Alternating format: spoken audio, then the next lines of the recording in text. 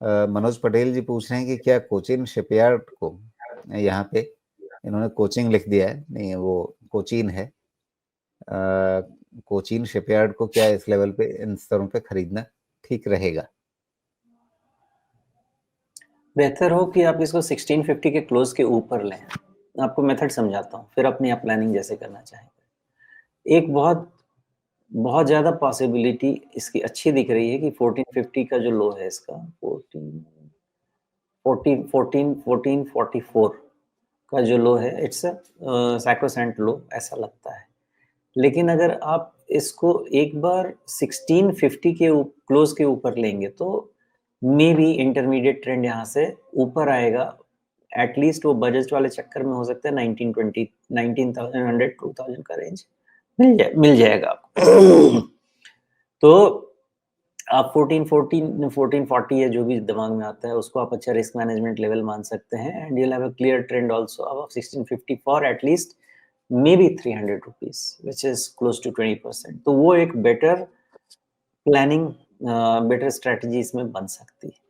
लेकिन जी 1440 इज की, मतलब की उसके नीचे रिस्क मैनेजमेंट होना चाहिए।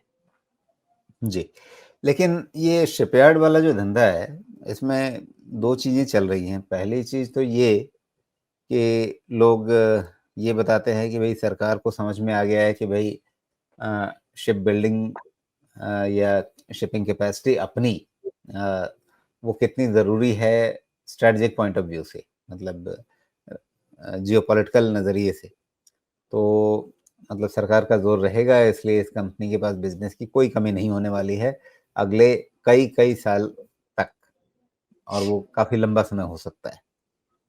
मैनी फोल्ड इनका बिजनेस बढ़ सकता है, ये उम्मीद कुछ लोग कहते हैं।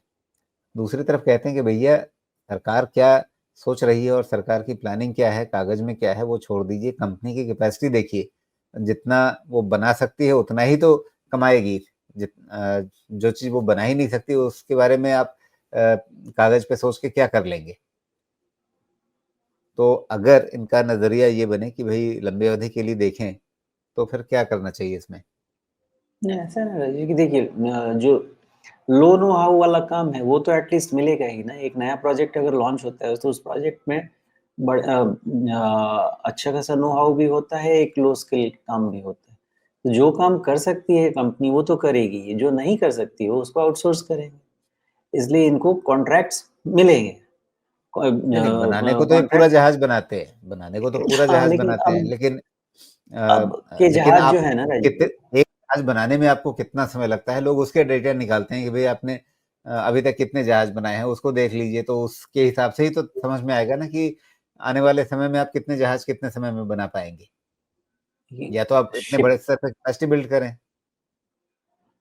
जो शिपिंग इंडस्ट्री है ना, शिपिंग सेक्टर का जो जेस्टेशन पीरियड होता है ना, वो अबाउट 8 ईयर्स का होता है। इसीलिए इसमें ना बहुत हाई डेट इक्विटी से काम करते हैं। तो इनका जेस्टेशन पीरियड बहुत हाई रहेगा, लेकिन ये हाई आरओसी बिजनेस है ना।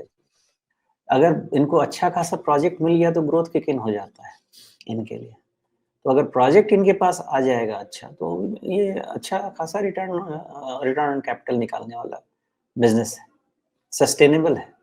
तो इसका लॉन्ग रन में फ़ायदा मिल सकता है। बहुत इम्पोर्टेंट है कि इस पे गवर्नमेंट का झुकाव क्लियर होना चाहिए कि हाँ, तुमको धंधा मिलेगा, नहीं तो मुश्किल है।